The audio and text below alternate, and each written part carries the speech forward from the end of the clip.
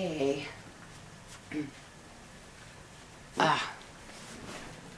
Happy Halloween month, everyone. Look at this cool pillow. It's velvet on the back. My daughter got this for me. So cute. I'm still in my PJs, guys. Decided to do this video before I go shower and get ready for the day. But this is just a continuation of the video about being retired single and living alone, the pros and cons. I talked about the pros in my previous one, and now I want to talk about the cons. And oh, by the way, I hope you're all doing well. Sorry. I hope you're all doing well. But yeah, the pros, there's quite a few. The cons, I don't know. You know, I think when it comes to the cons of living alone, I just got an I just got a comment on my video about living alone from a woman who said, no cons, I love it. And I think that's true for some people. I think some people find living alone perfect for them, just perfect for them. And there are no cons to it. But I think the majority, there are a few. I mean, they might not be major, but there are some cons to living alone. And I'm just going to go over a few that I deal with. Maybe you do too, maybe you don't. After my son moved out, which is over 4 years ago, the first thing that got to me was being scared at night. Yep, that's good. I mean, I have my protection. I do. You know, I have the protection. But it was a huge adjustment to have to know that at night if I heard something or, you know, something scared me, there was no one to turn to. There's no one to turn to say, oh my God, did you hear that, you know? And it was scary to me. It really was. I mean, I live in a very good neighborhood. Nothing ever happens here. Nothing. It's a very peaceful, quiet neighborhood. But that doesn't matter. You know, bad people go into all kinds of neighborhoods. So that was one of them. Not having someone there in the event that something does happen. Maybe there is somebody out there. It was pretty tough for me to get used to. Now I'm pretty used to it, but occasionally, in fact, just last week I heard a noise outside. I didn't know what it was, and you know, you just get that, oh God, I'm in here alone feeling. And my dogs kind of growled, and it scared me. They were just laying on the bed growling, and I thought, oh my God, what do I do? And I have a neighbor that we have a deal going that no matter what time of the day or night, if we sense that something isn't right or, you know, something's happening, we call each other. We don't care what the time. And she's always been there for me, and I let her know if I hear something or whatever, you know, or something, there's somebody hanging around or something like that. Because once in a while we get homeless people that stroll through. They come out of nowhere, and some of them are pretty messed up. You can see they're pretty messed up. So I know I can call her, but still, she's in her house, I'm in my house, you know, I don't know. That's just a little one of them. Another con about living alone is, like I said, I've said before, is, you know, sometimes you just want someone to share everyday life with, just everyday life. And I guess this is the stage that I'm in. I know there are some of you who forget it, you're fine having no one to share everyday life with. But I'm sure there are some of you who are like me, who it's like, gosh, it'd be nice to wake up with someone and have coffee and talk about the day before, or talk about what you're going to do for the day. You know, share, well, I don't eat breakfast, but share, you know, the morning with. That type of thing. That's a con that hits me once in a while. I'm like, oh, I wake up and it's like, oh God. It's kind of like repeat, repeat, repeat. You know, it can get old after a while. You know you're going to bed alone. You know you're waking up alone. Um, and it's like a double-edged sword, guys. It's like you just have days when you just want someone around. You know, and this might be very different for people who have never been married, who have never been in a long-term relationship living with somebody. You might feel very different about living alone. I was married 22 years in my second marriage. I got married as a stupid teenager when I was 18. That lasted 3 years. But my second marriage was 22 years, and I raised 5 kids. So to be alone is a huge change to my life, a huge change from what it was. So for those of you that never have had that kind of life, you might view living alone very differently, especially if you always lived alone. But when it comes to someone my age, if you've never been married, if you've always lived alone, well, then it might be very different for you. But for those of us who go from a relationship, whether it be because you got a divorce or the relationship just ended, or maybe your significant other died, and all of a sudden you're alone, it can be a very difficult journey to get used to.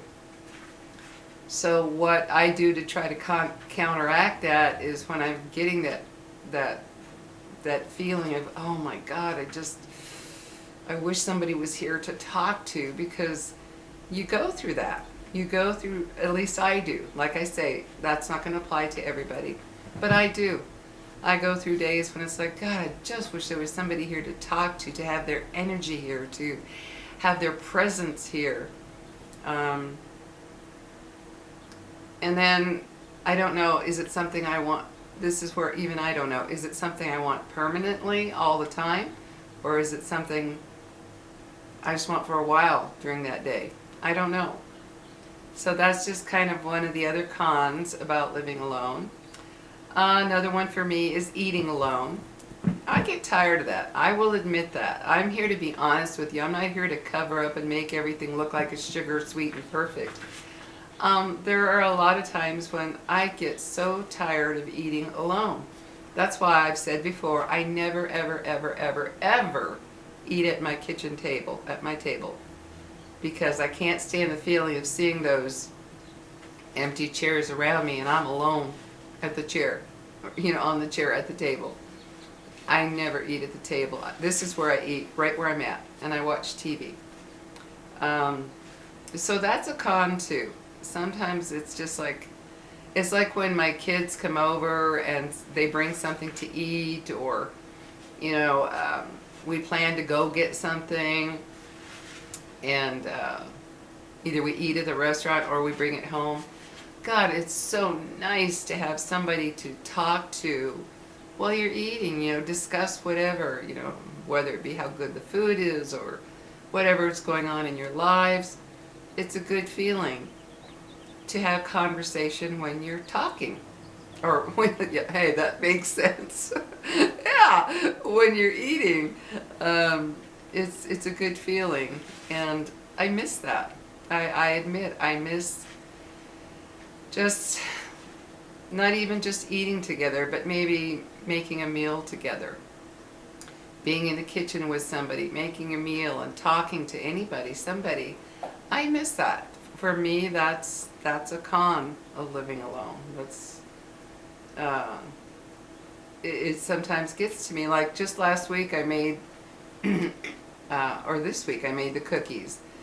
I made some cookies, and they came out so delicious. Oh, they're pumpkin chocolate chip cookies, real soft. They're delicious. I looked at them all made. I had them all, you know, set in the container and everything. I was like, oh, these came out great. They looked pretty. They were delicious. And then I looked around the kitchen and I was like, damn, nobody to share this with. And it kind of bummed me. So yeah, that's just kind of another con for me. Another con is just having the presence of another person, you know, on a regular basis. Yeah, you can have friends and family over, that type of thing, but you know it's only temporary. It's maybe for a few hours. That leaves a whole day. Sometimes just having the presence.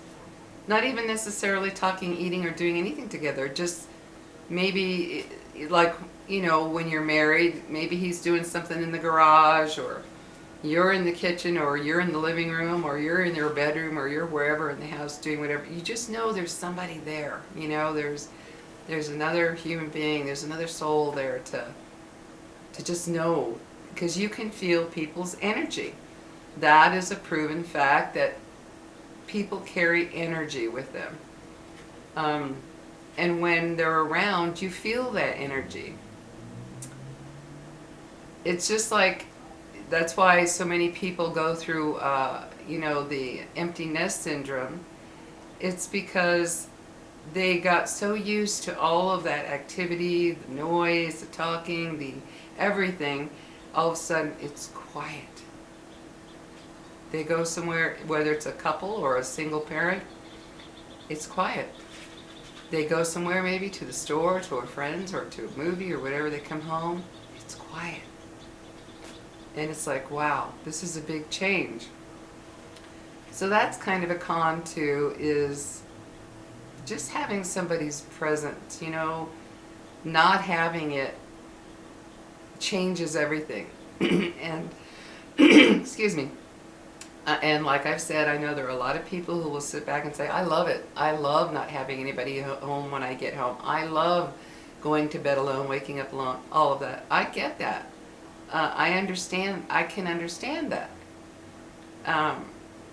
Like the con of not having somebody to share the night with, that's a double-edged sword for me too.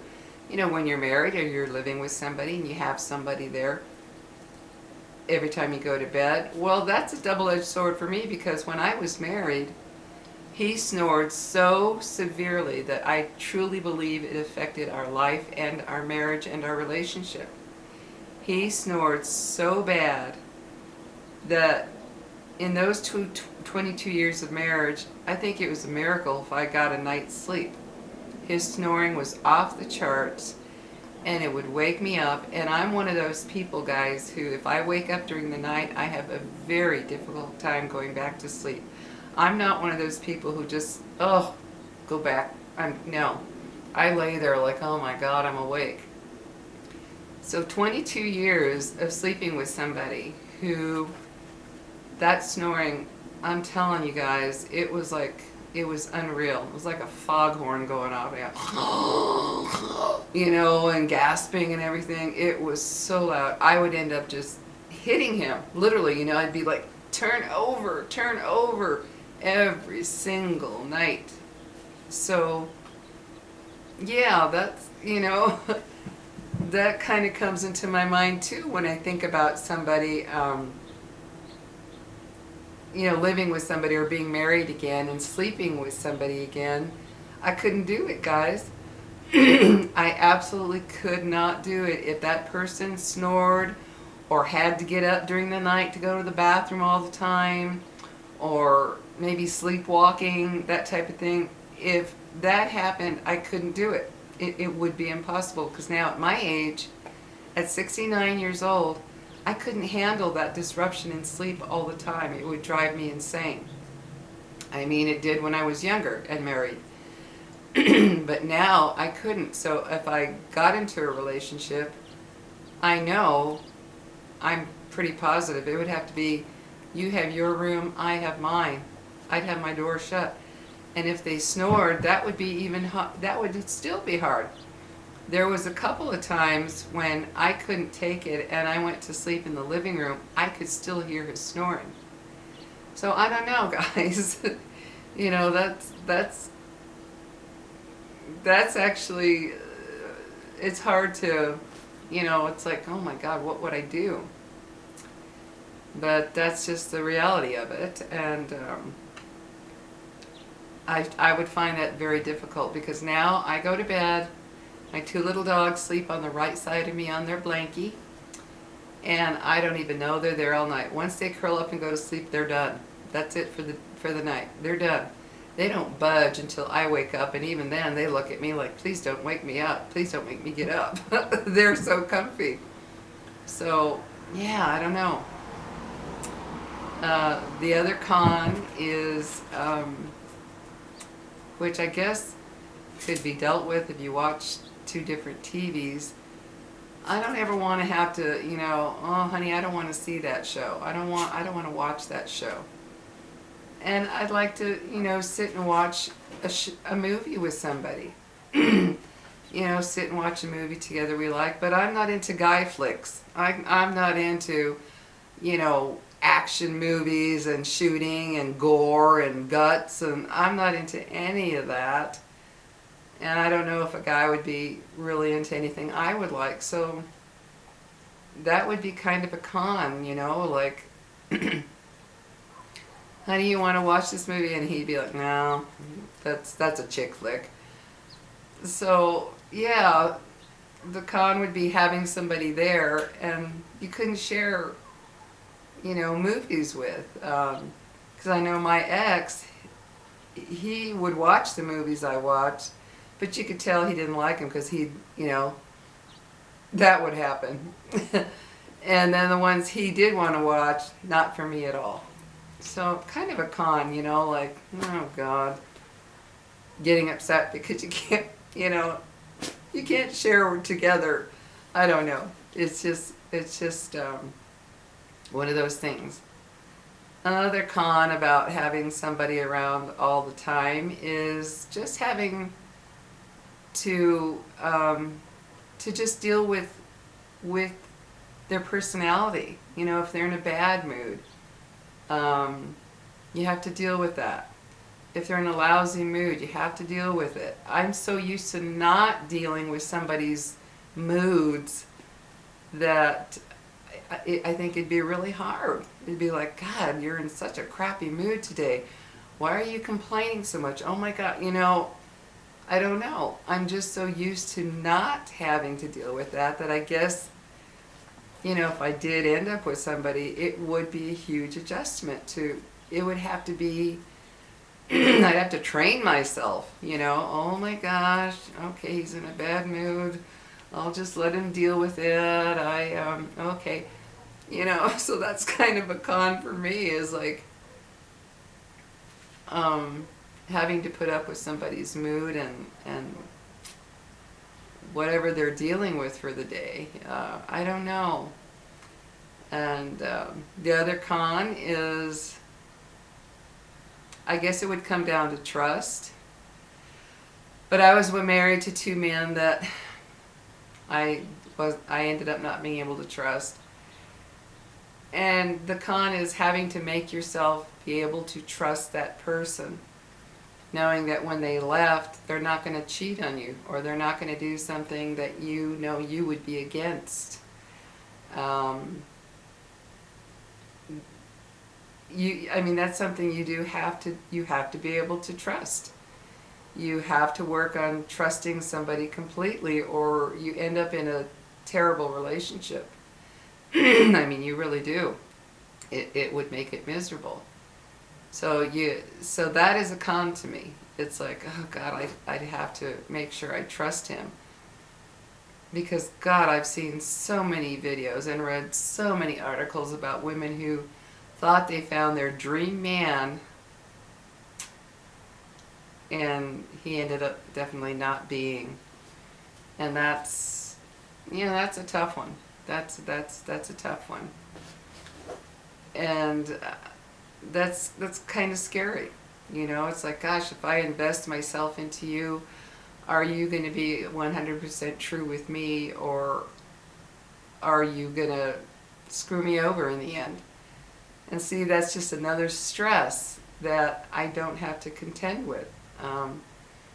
And I know some people might say, oh, well, then you have trust issues. Well, maybe I do. But I've seen and read too many things and heard too many things, even from people I know, who the trust issue is very difficult. And it's something I don't have to stress over. But that's a con to me. It's like, oh my God, I have to worry. I don't know, you know. It's just one of those things that when you've been living alone for a long time, there's so many things that you don't have to contend with anymore that do cause stress, that do cause upheaval in your life, in your everyday situations. So, yeah, that's kind of,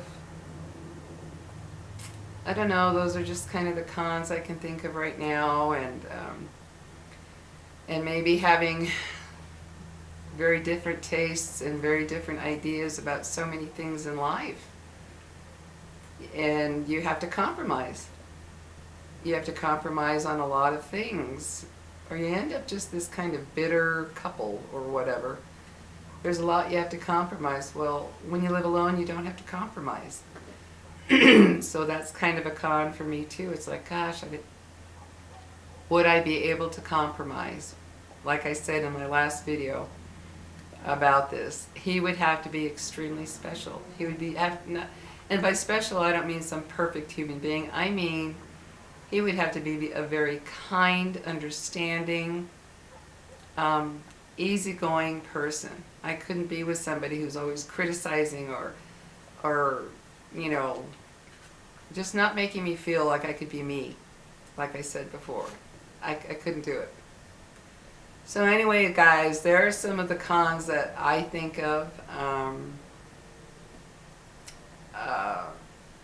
Dealing with how they want. Another one is how they want to run the household.